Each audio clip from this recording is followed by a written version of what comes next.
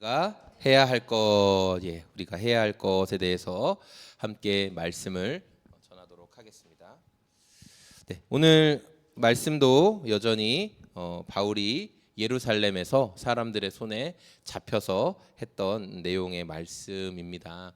여러분, 우리가 지난주도 계속 살펴봤지만 이게 하루 동안 있었던 일인데 누가가 너무나 중요한 내용이기 때문에 사도행전에서 굉장히 긴 부분을 할애해서 이 말씀을 기록했다. 그래서 우리가 앞으로도 더 천천히 살펴볼 것이지만 이 내용이 로마로까지 복음을 전해지는데 시작점이 되기 때문에 아주 중요한 내용이에요.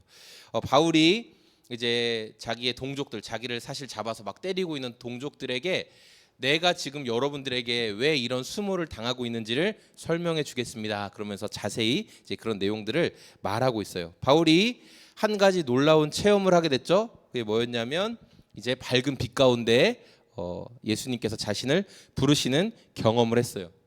바울은 이 경험을 한 뒤에 그는 자랑할 게 굉장히 많은 사람이었는데 이제 내가 자랑할 것이 하나도 없구나라는 것을 깨닫게 되었죠. 그의 출신 가문이라든지 아니면 부모님이 많은 어떤 명예와 재력이 있어서 바울이 태어날 때부터 로마의 시민이었거든요. 그 대단한 일이었어요. 그런 것들이 더 이상 내가 아무것도 아니구나라고 바울이 이제 담대하게 말하기 시작했어요. 그리고 바울은 무엇을 이야기했냐면 이제 내 삶의 주인은 내가 아니라 예수님이시다. 그렇게 고백을 했어요.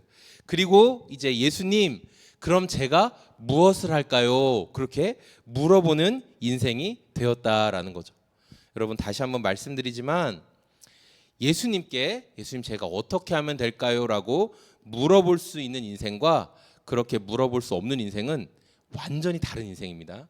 예수님, 저 어떻게 해야 돼요? 라고 물어볼 수 있는 인생과 어차피 인생 내가 사는 거지 뭐 누구한테 물어봐, 이렇게 사는 인생은 완전히 다른 인생이라는 거예요.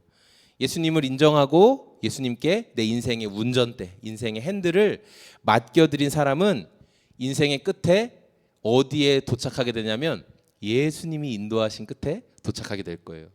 그런데 어차피 내가 결정해서 지금까지 살아왔는데 라고 말했던 사람은 그 끝에 예수님이 인도하신 종착지는 아닐 거예요. 오늘 이렇게 바울은 내 목적대로 살지 않고 이제 예수님께 질문하는 인생으로 변화되었다라는 것을 우리가 말씀을 통해 나누었어요. 예수님, 저 어떻게 할까요?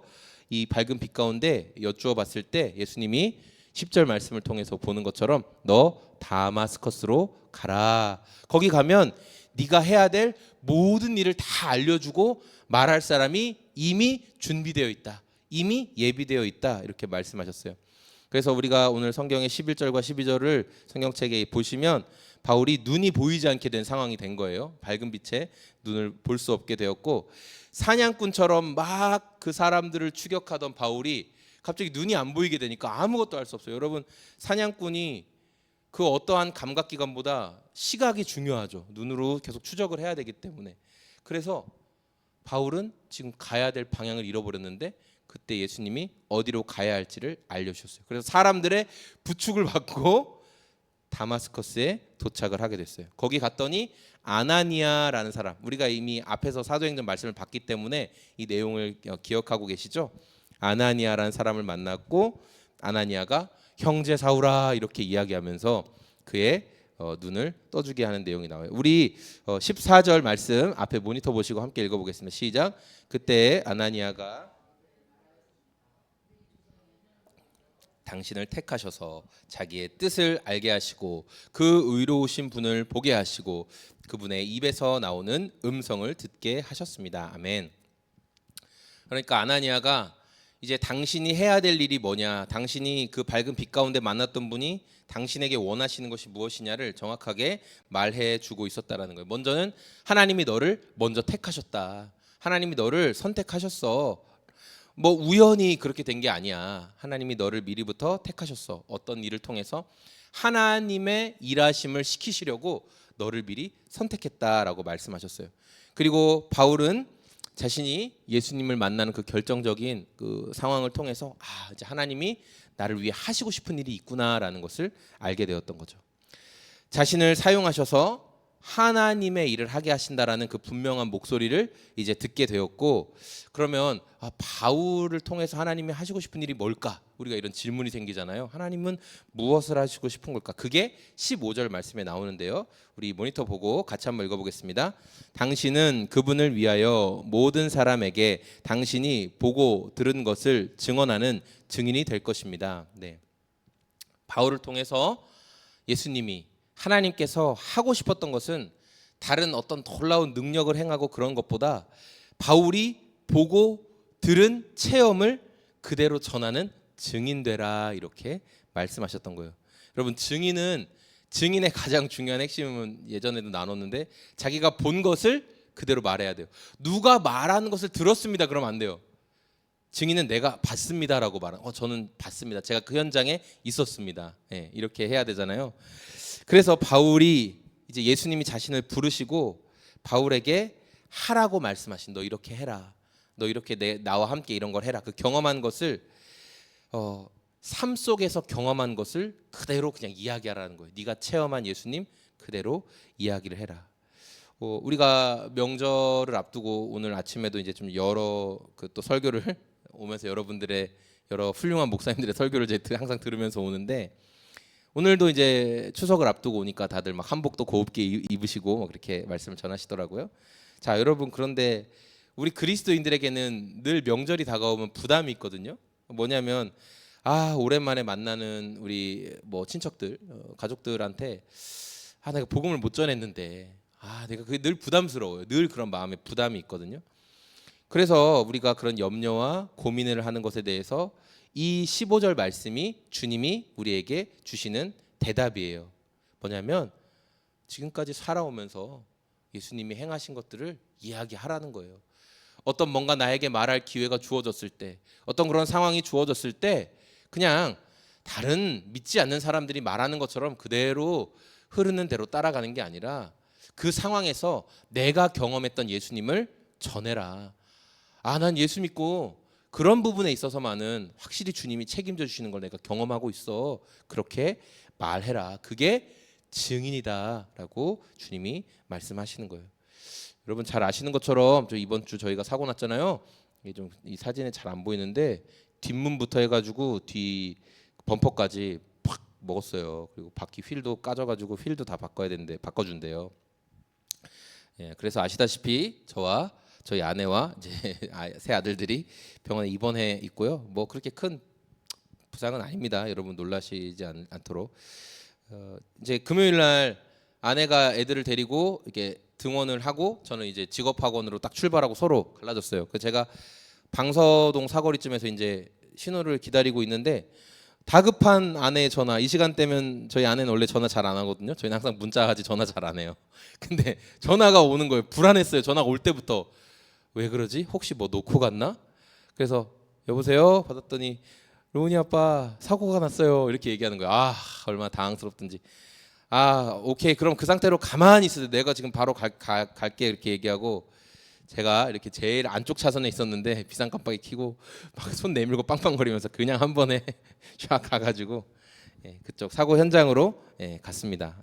사고 내용은 아시는 분도 있겠지만 저희는 정상적으로 직진을 하고 있었고, 이 우측에서 합류하고 있던 차가 여기 보행자 신호였거든요. 사람도 건너가고 있는데 그냥 온 거예요. 사람도 횡단보도 반쯤 건너갔는데 무시하고 그냥 오더니 직진하고 있는 아내 차 뒷부분을 이렇게 받은 거죠. 그분도 아마 정신이 없었나 봐요. 내리고서 그 남편분이 막 욕을 하더라고요. 거기서 그렇게 빨리 가면 어떡해? 막 이러고 아내분도 막 어리 나가서 어떻게 막 이러고 계시더라고요. 그래서 그분들한테 별 얘기는 하지 않았는데, 그래서 근데 아주 빠른 속도로 확 들어온 건 아니라서 어쨌든 그런 충격이 있었고, 아이들은 그 블랙박스에서도 막 이렇게 깜짝 놀란 소리가 들리고, 아내는 이제 어제는 막 다리가 좀 통증이 있다고 하더니 이제는 위쪽으로 좀 올라온 것 같더라고요. 어깨랑 팔 쪽까지 다 지금 치료를 받고 있는데, 근데 저희가 이 상황을 겪으면서 했던 이야기가 뭐냐면, 진짜 원래 항상 저희 아내가 모닝으로 그 출통원 하잖아요. 큰 차를 못 끄니까 자기 그 큰 차는 아내 명의로 되어 있는데도 불구하고 모닝은 제 명이고, 근데 서로 바꿔서 타고 있는 거죠. 근데 아내가 큰 차 끄는 게 좀 힘드니까 항상 모닝으로 했는데 지난번에 왜 모닝차가 펑크가 막 나고 그래서 어쩔 수 없어. 약속 안 늦으려면 빨리 큰 차라도 끌고 가. 그래서 천안까지 한번 끌고 갔다 오고 나서 조금 자신감이 붙어서 종종 이제 끌다가 이번에도 모닝이 결정적으로 에어컨이 고장이 났잖아요. 그래서 애들 다 태우고 에어컨도 안 되면 너무 힘드니까 내가 그냥 창문 열고 타고 다닐 테니까 당신이 큰 차 타고 다녀라 해서 이제 그렇게 바꿔서 타고 다니는 상황인데 그렇게 딱 사고가 난 거예요. 저희가 만약에 늘 하던 대로 아내가 모닝을 타고 가다가 사고가 났으면 그 코란도 스포츠였거든요. 그 차 사고 난 거. 좀 높은 차인데 받았으면 애들 우리 항상 뒷자리에 꽉 차서 앉는데 애들이 많이 다쳤을 것 같더라고요. 자, 그런 것들을 생각하고 그래서 이제 이 소식을 이제 어른들한테 이제 먼저 알리고 전화로 알리고 이제 장모님한테도 연락을 드렸는데 후에 이제 장모님이 통화하면서 아내한테 그러셨대요. 야, 하나님이 도우셨다, 하나님이. 네, 그렇게 얘기하셨다고 하더라고요.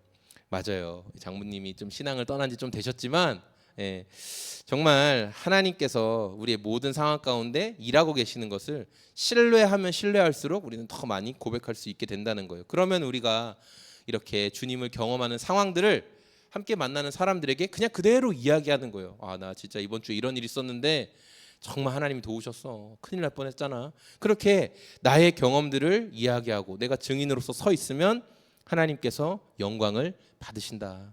오늘 바울에게 특별한 일, 대단한 일, 네가 한 위대한 일을 간증해라 그게 아니라 너가 예수님이랑 동행하면서 경험했던 그 일 있잖아. 그게 근데 위대한 일이었지만 그 일 그냥 이야기하라는 거예요. 빛 가운데 만나주신 예수님, 예수님 믿는 사람들을 철저하게 핍박하고 죽였던 그런 나도 참아주시고 인내하시고 하나님의 도구로 써주시는 좋으신 예수님, 그 예수님 자랑해라. 바울에게 그 이야기 하셨던 거죠. 오늘 함께 예배하는 우리 소금제작소교회 모든 성도님들이 정말 이 명절 또 가족들을 만나면서 예수님의 증인으로 이렇게 서 있으시기를 소망합니다.